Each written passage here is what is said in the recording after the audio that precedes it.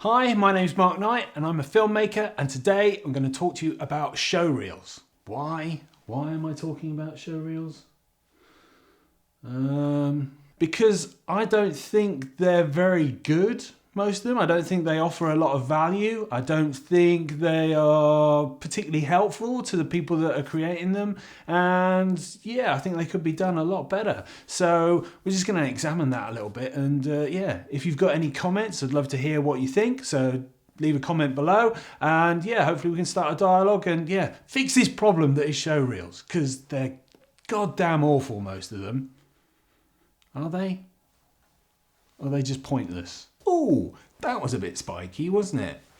Oh, I think it's mainly because I want to see if I can create a new type of showreel that actually adds value to the viewer, the audience, but it also works really well for me as a marketing tool. Essentially, it's breaking down what a showreel is and then trying to reimagine it in a better way. So let's see how that plays out, shall we? So what is a showreel? Well, a showreel is essentially a collection of work, a portfolio of work for a videographer, a filmmaker, or a production company. Now, when I first started out in production companies who made commercials for advertising agencies and big brands, and what a showreel was essentially the ammunition that a producer would take out and give to advertising agencies in order to sell their client. So sell a director or a filmmaker into an agency so that they could make the commercial for that agency and make loads of money. What they used to look like was essentially just a collection of the commercials that each director had made. Commercials, music videos, short films. Over time, what has happened is that the showreel have sort of changed so that it's not whole pieces of work that you watch on someone's showreel now. What you're essentially getting is the pretty pictures.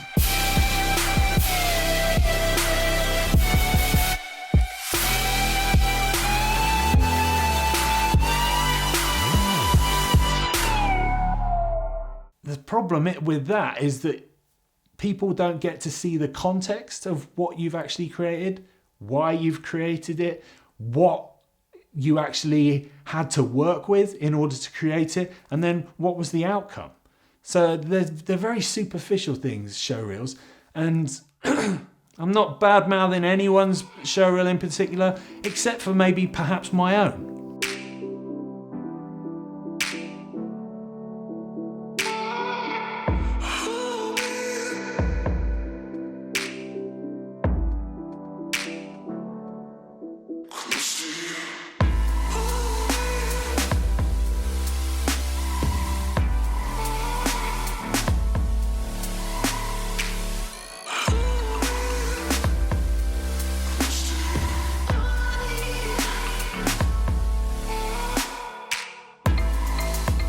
Skip to the end.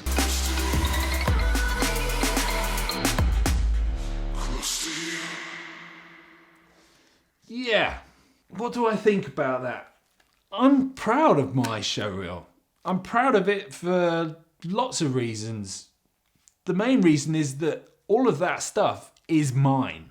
I personally think of it as mine. I made it for clients and I worked with people in different capacities on all of those projects, but they're mine. They're my creations. They're things that wouldn't have happened without me. So I'm very proud of the collection of work there. As a showreel, does it come across? I think it comes across that it's diverse. There's animation, there's obviously some fictional drama type stuff. What else have you got in there? There's a bit of actuality, factual stuff. There's some motion graphics. There's some pretty shots. But do you know what the main problem with that film is? There's no drones. I haven't got any drone footage. I'm being facetious about the drone footage, obviously. I love drone footage. I think you can get some amazing shots with it. Don't come at me hard about being anti-drone, because I'm not. The point is, everybody's showreel looks the same. It feels the same. It is following the exact same format. And I just think that there's a different way of doing it. And I'm going to start doing it myself. What? You can start doing it yourself. How stuff looks is part of how you engage with an audience, but it isn't 100% what it's about. Whereas a showreel is pretty much 100% about what it looks like. I think that there is so much more room to get in there and talk about individual pieces of work so that you can see what is going on in order to reach that final product. So you can understand the journey of how you solve a communication problem by creating a piece of film. And that is what I'm going to be looking to do. So over the next weeks and months and stuff, I'm going to be releasing films that analyze certain genres of filmmaking and then going into specific films to talk about what I learned from making that film. And then if I share that with you, you might be able to go and make better films, or you might be able to commission people to make better films for you. Or in an ideal world, you'll come and ask me to get involved with making you a film. So who is this content going to be for? Well, I think it's going to be valuable for filmmakers. Me being able to go over some of my old projects and talk about them and where I was successful and where I messed up and what I learned from those experiences. There could be some value in there for any type of filmmaker. And I also feel the same about quite a lot of business professions. I think people that work in internal communications, marketing, HR, health and safety, customer service, any of those type of roles where you're trying to communicate or build a culture. I think my experiences and projects that I've worked on could be really valuable case studies for you.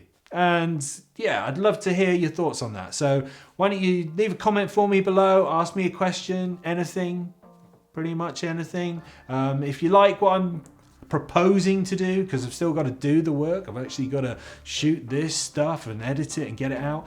But if you like the idea of it, love it if you could follow me, love if you could subscribe. And yeah, let's just keep this going and see how it works out. And I'll see you on the next one. And thanks very much for watching. Is that good? Is it good? Is it good? Is it good? Who knows? Vamos a bailar.